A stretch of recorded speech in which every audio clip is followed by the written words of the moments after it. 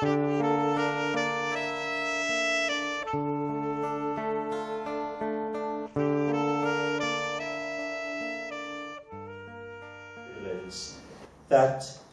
enabled the group that I would call the Arab rejectionists to see their moment, because they could feed on the fears and the anxieties.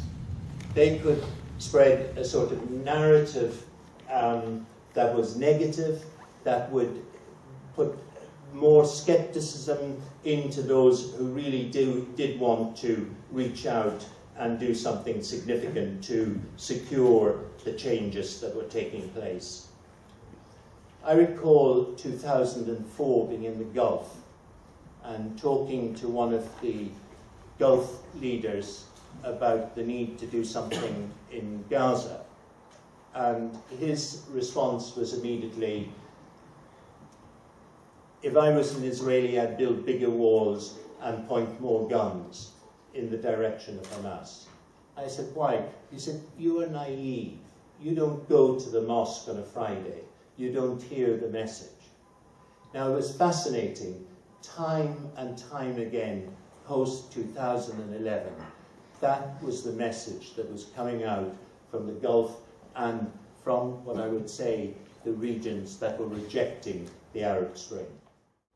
So it was that fed, I would say, the possibility that when the coup happened in Egypt, there was again, as we saw, an ambivalence in Western reactions. Again, there was compromises on principles. Timescale engagement. I think, yes, certainly the seeds have been planted for a different kind of Egypt, a different kind of region. But it depends how long this will take. And this is why, in a sense, the international community plays such an important role in this. Because what happens on the inside, domestically, is crucial in terms of the movement towards democracy.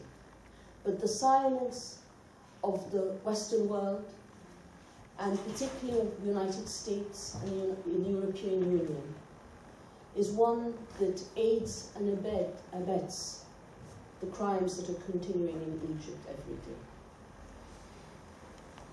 What we are seeing now is the second wave of the Arab Spring. So to say that the Arab Spring has died, I think, is wrong. What we are seeing in Egypt is essentially a continuous declaration that the Arab Spring has not died. That the Arab Spring, the struggle for the Arab Spring, is alive and well. It depends how many waves it's going to take, and it will be. There will be waves. There are times when the resistance will be at a height. There are times when there will be a lull. But it will re-emerge.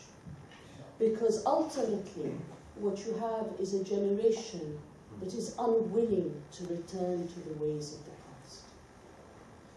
Our generations in the Arab world today, and in Egypt in particular, the majority of which are very young, and they are ultimately saying, we do not want to return to the dictatorship of the past, to the corruption that exists vis-à-vis a military that controls anything between 30 to 40% of the economy, to a business elite that doesn't pay its taxes in full, that lives on commissions, that has created such wealth for itself and for its entourage. That we won't accept the way things have been for decades and decades. And for them to put their own lives on the line in order to build a different kind of future for the next generations. That's what revolutions take.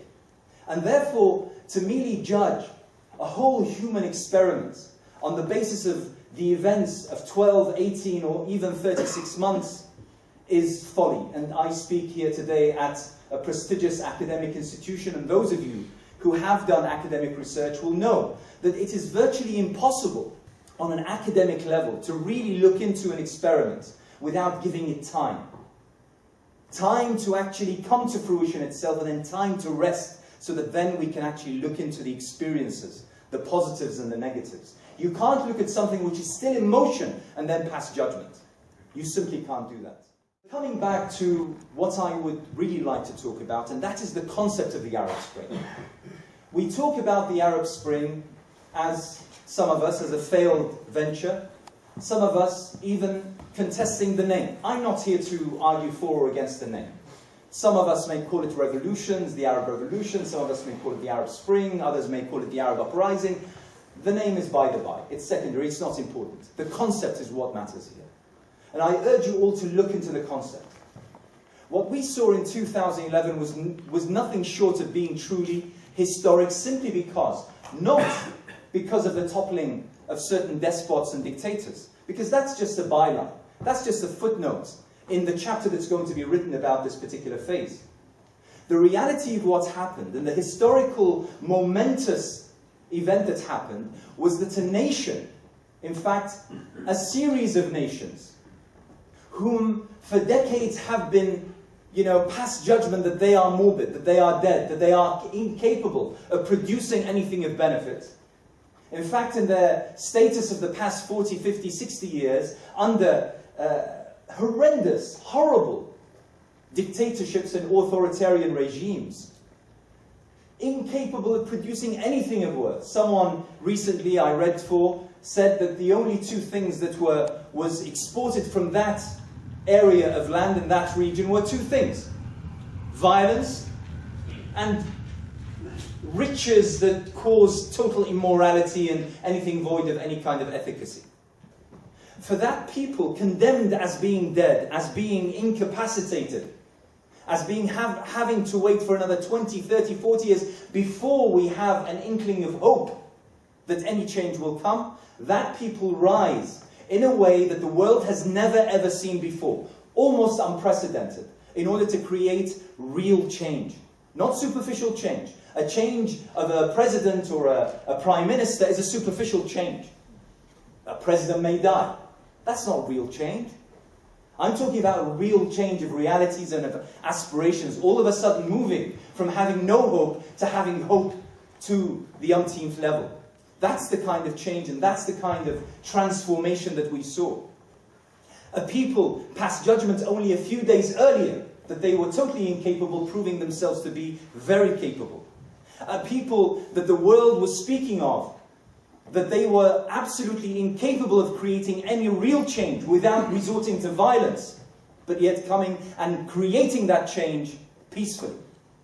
A people that was told, we were told that people, if ever democracy or freedom was offered to them, they would automatically and within a bat of an eyelid turn to the ideology, the isolationist, nihilistic ideology of Al-Qaeda, and enforce Sharia and ram it down people's throats, enforce hijab, ban other sects and minorities and religions and the such.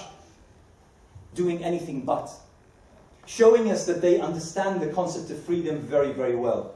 That they understand the concept of equality extremely well. They understand the concept of respecting one another, respecting their faith, respecting their culture, like not even we ourselves here in Britain know, and those of you following events of the past few weeks will understand what I'm getting to.